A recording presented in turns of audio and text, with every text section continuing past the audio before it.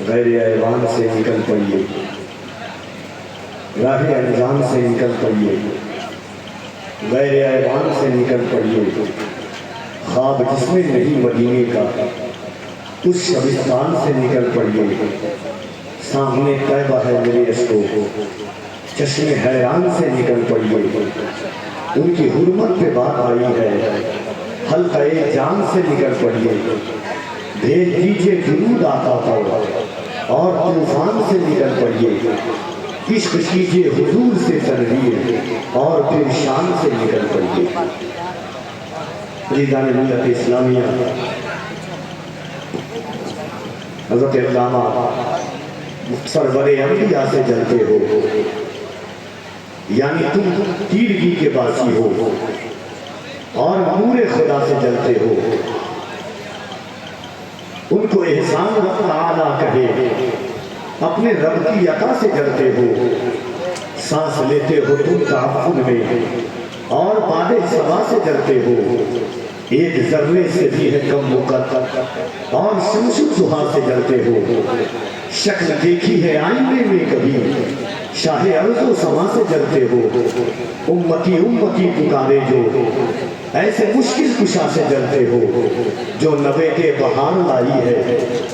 رحمتوں کی گھٹا سے جلتے ہو، واسف تاجدار عالم ہے اس لیے تم رضا سے جلتے ہو، دین دنیا میں تسلیم ہونے لگا،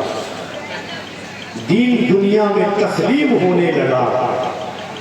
ہر طرف کاف تھا میم ہونے لگا۔ عزیزان ملت اسلامیہ، میں نے آپ سے پہلے بھی کہا کہ جشن آمد رسول، آمد سرکار کانفرنس میں بہت دیر سے ہم تمامی حضرات بیٹھے ہوئے ہیں۔ غلام نور مجسم نبی صاحب قبلہ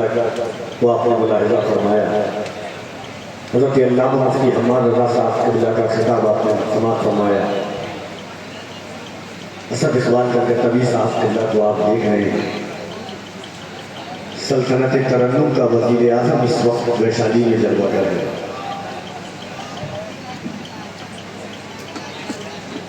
ایسا لگ رہا ہے کہ نہ آپ سلطنت سمجھتے ہیں نہ وزیر، پردھان منتری سمجھ رہے ہیں؟ پردھان منتری، وہی پردھان منتری بیٹھے ہوئے ہیں، صرف اتنا کاٹ کر کے یوٹیوب والے ڈال دیجیے گا، ٹھیک ہے؟ ہاں، ترنم کا پردھان منتری میں نے کہا۔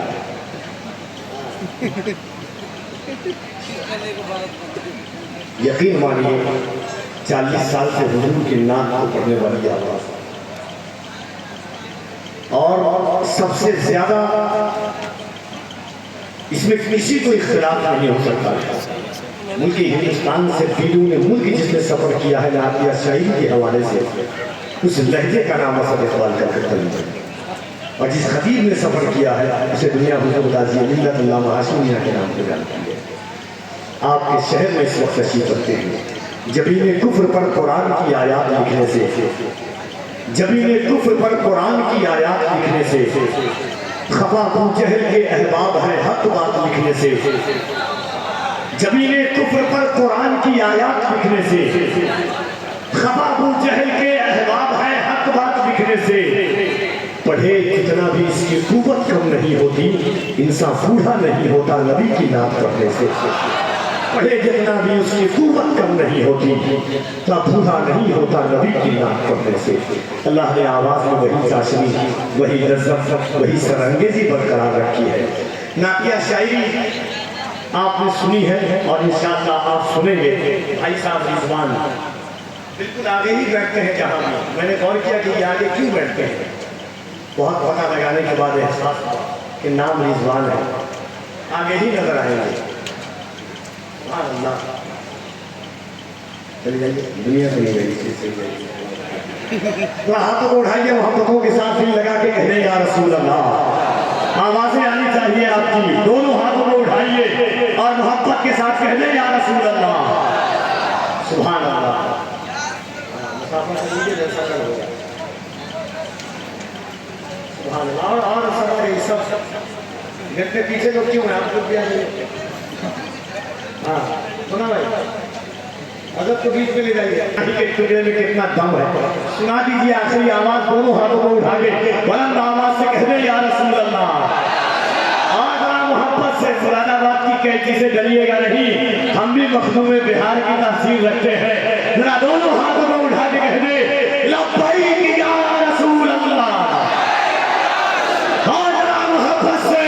لبیک یا رسول اللہ لبیک یا رسول اللہ سن لیجیے گا مفتی صاحب اللہ سلامت رکھے آپ کو انشاءاللہ تھوڑی دیر کے بعد حضور سید عبدالقدیر میاں صاحب سے اللہ تشریف لائے ان کو آپ ملاحظہ فرمائیں گے ہمارے حمید رضا صاحب کی اللہ بشر انشاءاللہ 12 نومبر کو عرس حبیبی نیورہ شریف میں ہر سال کی طرح اس سال بھی ہوگی 12 نومبر اور حضرت پروفیسر سمیع القادری صاحب خواجہ سجادہ نشین خانقاہ حفیظیہ نیورہ شریف مظفرپور میں 12 نومبر کو اس میں خصوصی خطاب حضور سید امین القادری صاحب صلی اللہ علیہ وسلم کا ہوگا اور 13 ستمبر کو عرس تاریخ ملت چکنا شریف مظفرپور میں ہو رہی ہے جس میں علامہ شہریار رضا صاحب قبلہ اور محبوب جوہر صاحب قبلہ اور دیگر علماء و شعراء تشریف لا رہے ہیں آئیے محبتوں کے ساتھ بھائی اسد اقبال کا کبھی کو ملاحظہ فرمائیے دونوں ہاتھوں کو اٹھا کر کے استقبال کر لیں نعرہ تکبیر اور ذرا محبت سے نعرہ تکبیر نعرہ رسالت جشن آمد رسول آمد ماہ ربیع النور مسلک اعلیٰ حضرت فیضان غوث اعظم